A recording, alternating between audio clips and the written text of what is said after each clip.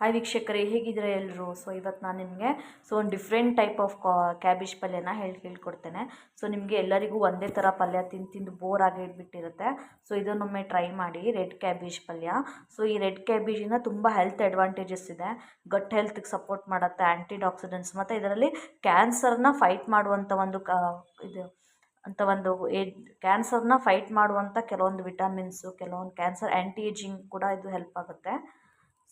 ತುಂಬ health benefits ಇದೆ ಇದರಿಂದ. ಇರುವ ಸಾಮಗ್ರಿಗಳು: ಈರುಳ್ಳಿ, ಹಾಗೆ ಸ್ವಲ್ಪ ಹಸಿಮೆಣಸು, ಮತ್ತು ಹಾಗೆ ಒಂಚೂರು ಬೆಳ್ಳುಳ್ಳಿ ಫ್ಲೇವರಿಗೆ ಹಾಕೋತಿದ್ದೀನಿ, ಹೆಚ್ಚಿಟ್ಕೊಂಡಿರೋ ಕೊತ್ತಂಬರಿ ಸೊಪ್ಪು, ಹಾಗೆ ಪಲ್ಯಕ್ಕೆ ಒಂದು ವೈಟ್ ಕ್ಯಾಬೇಜ್ ಕೂಡ ಮಿಕ್ಸ್ ಮಾಡ್ಕೊತಿದ್ದೀನಿ. ಕ್ವಾಂಟಿಟಿ ನಾನು ಸ್ವಲ್ಪ ಜಾಸ್ತಿ ಕ್ವಾಂಟಿಟಿಲಿ ಮಾಡ್ಕೊಂಡಿರೋದ್ರಿಂದ, ರೆಡ್ ಕ್ಯಾಬೇಜ್ ಅಥವಾ ಕಮ್ಮಿ ಇರೋದ್ರಿಂದ ಸ್ವಲ್ಪ ವೈಟ್ ಕ್ಯಾಬೇಜ್ ಕೂಡ ಮಿಕ್ಸ್ ಮಾಡ್ಕೊತಿದ್ದೀನಿ. ಇನ್ನು ಕಾಯಕ್ಕೆ ಇಟ್ಕೊಂಡಿದ್ದೀವಿ. ಬಂಡಿ ಕಾದ್ಮೇಲೆ ಸ್ವಲ್ಪ ಸಾಸಿವೆ ಹಾಕ್ಕೋಬೇಕು ವೀಕ್ಷಕರೇ. ಸಾಸಿವೆ ಸಿಡಿಬೇಕು. ಅಂದರೆ ಸಾಸಿವೆ ಸಿಡಿತಾ ಇದೆ. ಇವಾಗ ನಾವು ಈರುಳ್ಳಿ ಬೆಳ್ಳುಳ್ಳಿನ ಹಾಕ್ಕೊಳ್ಳೋಣ. ನೋಡಿ ವೀಕ್ಷಕರೇ, ಈರುಳ್ಳಿ ಹಾಕ್ಕೊಂಡಿದ್ದೀನಿ. ಈರುಳ್ಳಿ ಹಾಕ್ಬಿಟ್ಟು ನಾವು ಚೆನ್ನಾಗಿ ತೊಳಸ್ಕೋಬೇಕು.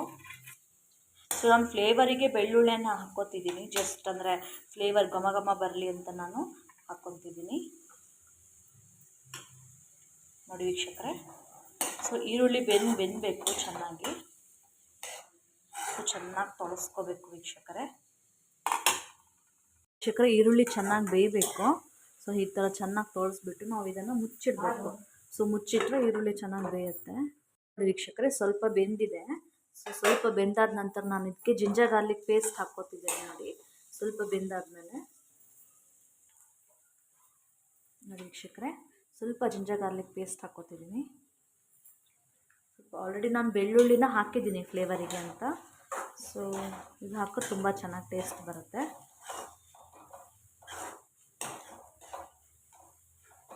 ನಿಮಗೆ ದಿನ ಒಂದೇ ಥರ ಸೇಮ್ ಕ್ಯಾಬೇಜ್ ತಿಂದು ಬೋರ್ ಆಗಿರುತ್ತೆ. ಇದನ್ನು ಒಂಥರ ಡಿಫ್ರೆಂಟ್ ವೆಜಿಟೇಬಲ್ ಇರಲಿ ಅಂತ ಮಾಡಿಕೊಡಿ. ಹೆಲ್ತಿಗೂ ಹಾಗೆ ತುಂಬ ಒಳ್ಳೆಯದು ಇದು. ಜಿಂಜರ್ ಗಾರ್ಲಿಕ್ ಪೇಸ್ಟ್ ಹಾಕೋದಂತ ಚೆನ್ನಾಗಿ ಕಲಿಸ್ಕೊಂಡು ಈರುಳ್ಳಿ ಚೆನ್ನಾಗಿ ಬೇಯೋವರೆಗೆ ಸ್ವಲ್ಪ ಮತ್ತೆ ಹಾಗೆ ಮುಚ್ಚಿಡಬೇಕು. ಈರುಳ್ಳಿ ಬೇಯುತ್ತೆ. ಸ್ವಲ್ಪ ಬೆಂದಮೇಲೆ ಸ್ವಲ್ಪ ಇಂಗು, ಹಾಗೆ ಒಂದು ಸ್ವಲ್ಪ ಅರಿಶಿನ ಕೂಡ ಹಾಕ್ಕೋಬೇಕು. ಸ್ವಲ್ಪ ಅರಿಶಿನ, ಇಂಗು ಹಾಕ್ಬಿಟ್ಟು ಚೆನ್ನಾಗಿ ತೊಳಸ್ಕೋಬೇಕು. ಸ್ವಲ್ಪ ಬೆಂದಿರುತ್ತಲ್ಲ ಆವಾಗ ಚೆನ್ನಾಗಿ ತೊಳಸ್ಕೋಬೇಕು ವೀಕ್ಷಕರೇ. ಇವಾಗ ಈರುಳ್ಳಿ ಬೆಂದಿದೆ. ಈರುಳ್ಳಿ ಬೆಂದಾದ ನಂತರ ನಾನು ಸ್ವಲ್ಪ ರೆಡ್ ಕ್ಯಾಬೇಜ್ನ ಹಾಕೋತೀನಿ. ನೋಡಿ,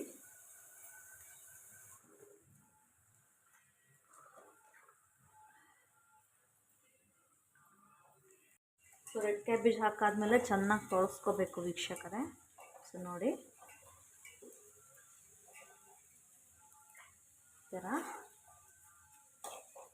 ಚೆನ್ನಾಗಿ ತೊಳಸ್ಕೋಬೇಕು. ನಾನು ಕ್ವಾಂಟಿಟಿ ಜಾಸ್ತಿ ಮಾಡ್ತಿರೋದ್ರಿಂದ ಸ್ವಲ್ಪ ವೈಟ್ ಕ್ಯಾಬೇಜ್ ಕೂಡ ಮಿಕ್ಸ್ ಮಾಡ್ಕೊತಿದ್ದೀನಿ ಇದಕ್ಕೆ. ಯಾಕಂದರೆ ಸ್ವಲ್ಪ ನೀರನ್ನ ಸಿಮ್ಸ್ಕೋಬೇಕು ಈ ಥರ. ಯಾಕೆಂದರೆ ಫುಲ್ ಕ್ಯಾಬೇಜ್ ಬೇಗ ಸ್ವಲ್ಪ ನೀರು ಬೇಕಾಗುತ್ತಲ್ವ, ಸ್ವಲ್ಪ ಸಿಮ್ಸ್ಬೇಕು. ನೋಡಿ, ನೀರನ್ನ ಹಾಕ್ಕೊಂಡಿದ್ದೀನಿ ಸ್ವಲ್ಪ. ಯಾಕೆಂದರೆ ಫುಲ್ ತುಂಬ ನೀರು ಹಾಕಿದ್ರೆ ಚೆನ್ನಾಗಿ ಬರಲ್ಲ. ಸ್ವಲ್ಪ ಹಾಕ್ಕೋಬೇಕು. ನೀರು ಹಾಕ್ಕೊಳ್ಳೋದಕ್ಕೆ ಕ್ಯಾಬೇಜ್ ಬೇಯಬೇಕಲ್ವ. ನೀರು ಹಾಕ್ಕೊಂಡಾದ್ಮೇಲೆ ಸ್ವಲ್ಪ ಮಿಕ್ಸ್ ಮಾಡಬೇಕು. ನೀರು ಮಾತ್ರ ಸ್ವಲ್ಪ ಪ್ರಮಾಣದಲ್ಲಿ ಹಾಕ್ಕೋಬೇಕು. ಕ್ಯಾಬೇಜ್ ಬೇಯಲ್ಲ ಇಲ್ಲಾಂದರೆ. ನೋಡಿ, ಒಂಥರ ಡಿಫ್ರೆಂಟಾಗಿ ಬರ್ತಾಯಿದೆ ಇದು. ಸ್ವಲ್ಪ ಇವಾಗ ಉಪ್ಪು ಹಾಕ್ಕೋತಿದ್ದೀನಿ. ಉಪ್ಪು ಹಾಕ್ಕೊಂಬಿಟ್ರೆ ನೀರು ಹೇಳುತ್ತೆ ಬೇಗ. ನಾವು ನೀರು ಕೂಡ ಸ್ವಲ್ಪ ಪ್ರಮಾಣದಲ್ಲಿ ಹಾಕ್ಕೋಬೋದು. ನಾವು ಆವಾಗ ನೀರು ಜಾಸ್ತಿ ಹಾಕ್ಕೊಬಿಟ್ರೆ ಫುಲ್ ನೀರಲ್ಲಿ ಮುಳುಗೆದ್ದಂಗೆ ಆಗುತ್ತೆ. ಈ ಥರ ಮಾಡಿದ್ರೆ ಚೆನ್ನಾಗಿರುತ್ತೆ ಉಪ್ಪು ಹಾಕ್ಕೊಂಡ್ರೆ. ಈ ಥರ ಉಪ್ಪು ಹಾಕ್ಕೊಂಡ್ರೆ ಅದು ನೀರು ಹೇಳುತ್ತೆ ತಾನಾಗಿದೆ. ಚೆನ್ನಾಗಿ ತೊಳಸ್ಕೋಬೇಕು ವೀಕ್ಷಕರೇ. ನೋಡಿ, ನೋಡಿ ಯಾವ ಥರ ಟೆಕ್ಸ್ಚರ್ ಬಂದಿದೆ ಅಂತ. ಚೆನ್ನಾಗಿ ತೊಳಸ್ಕೋಬೇಕು. ಈ ಥರ ಕಲರ್ಸ್ ನೋಡಿ ಹ್ಯಾಂಗೆ ಬಂದಿದೆ ಅಂತ. ಈ ವೈಟ್ ಕ್ಯಾಬೇಜು ಆಪ್ಷನಲ್ಲು. ನಾನು ಸ್ವಲ್ಪ ಜಾಸ್ತಿ ಕ್ವಾಂಟಿಟಿಯಲ್ಲಿ ಮಾಡ್ತಿರೋದ್ರಿಂದ ವೈಟ್ ಕ್ಯಾಬೇಜ್ ಹಾಕ್ಕೊಂಡಿದ್ದೀನಿ. ಬರೀ ರೆಡ್ ಕ್ಯಾಬೇಜ್ ಕೂಡ ಹಾಕ್ಕೊಂಡು ಕೂಡ ಮಾಡ್ಕೋಬೋದು. ತುಂಬ ಹೆಲ್ತ್ ಬೆನಿಫಿಟ್ಸ್ ಇದೆ ವೀಕ್ಷಕರೇ ಇದರಿಂದ. ನೋಡಿ, ಚೆನ್ನಾಗಿ ಮಿಕ್ಸ್ ಮಾಡ್ಕೋಬೇಕು. ಉಪ್ಪು ಹಾಕಿದಾಗ ನೀರು ಹೇಳುತ್ತೆ ಅದು. ನೋಡಿ ವೀಕ್ಷಕರೇ, ಚೆನ್ನಾಗಿ ಫುಲ್ ತೊಳಸ್ಕೋಬೇಕು. ಬೇಯಿಸಬೇಕು. ಹಾಗೆ ಮುಚ್ಚಿಡಬೇಕು ಸ್ವಲ್ಪ. ಕ್ಯಾಬೇಜ್ ಚೆನ್ನಾಗಿ ಬೇಯಬೇಕು ವೀಕ್ಷಕರೇ. ಸೊ ನೋಡಿ ವೀಕ್ಷಕರೇ, ಕ್ಯಾಬೇಜ್ ಎಷ್ಟು ಬೆಂದಿದೆ. ತುಂಬ ಟೈಮ್ ತಗೊಳುತ್ತೆ ಈ ಕ್ಯಾಬೇಜ್ ಬೇಯೋಕ್ಕೆ. ಸೊ ಮುಚ್ಚಿಟ್ಟಿದ್ದೀನಿ. ಸೊ ಬೆಂದಮೇಲೆ ಸ್ವಲ್ಪ ಸಕ್ಕರೆ ಮತ್ತು ಹಾಕ್ಕೋಬೇಕು.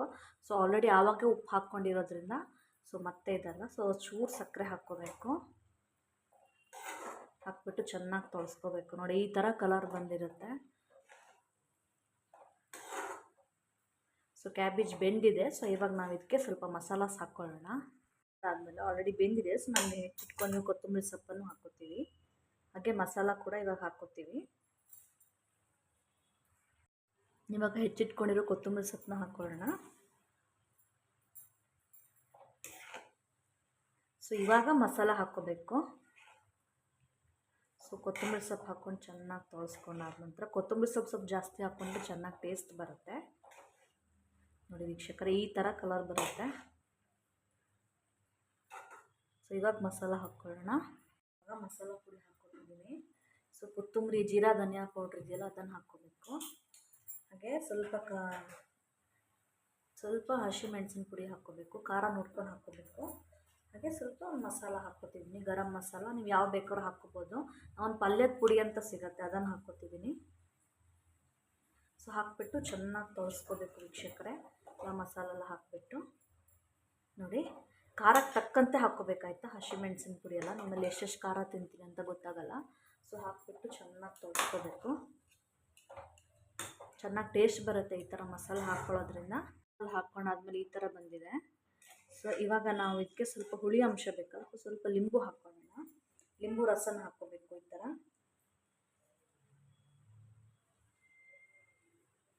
ಲಿಂಬು ರಸನ ಹಿಂಡ್ಬಿಟ್ಟು ಹಾಕ್ಕೋಬೇಕು. ಸೊ ಹುಳಿ ಅಂಶ ಬರುತ್ತೆ.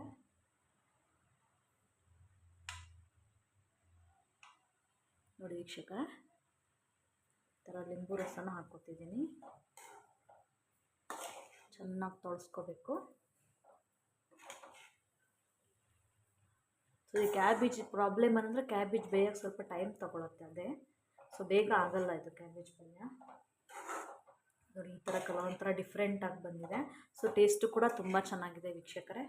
ಸೊ ಇದನ್ನು ಮಾಡ್ಕೊಳ್ಳಿ, ಎಲ್ಲ ಅಂಗಡಿಲೂ ಕೂಡ ಸಿಗುತ್ತೆ ರೆಡ್ ಕ್ಯಾಬೇಜು. ಸೊ ಮಾಡ್ಕೊಳ್ಳಿ. ನೋಡಿ ವೀಕ್ಷಕರೇ, ರೆಡ್ ಕ್ಯಾಬೇಜ್ ಪಲ್ಯ ರೆಡಿಯಾಗಿದೆ. ಈ ಥರ ಬರುತ್ತೆ ಕಲರ್ ನೋಡಿ. ಸೊ ನೀವು ಫಸ್ಟ್ ಟೈಮ್ ತುಂಬ ಟೇಸ್ಟಿಯಾಗಿ ಕೂಡ ಇದೆ. ನೀವು ಫಸ್ಟ್ ಟೈಮ್ ನನ್ನ ಚಾನಲ್ ನೋಡ್ತಾ ಇದ್ದರೆ ಸಬ್ಸ್ಕ್ರೈಬ್ ಮಾಡ್ಕೊಂಡು ನೋಡಿ. Thank you friends. ನೋಡಿ ಆಗಿದೆ.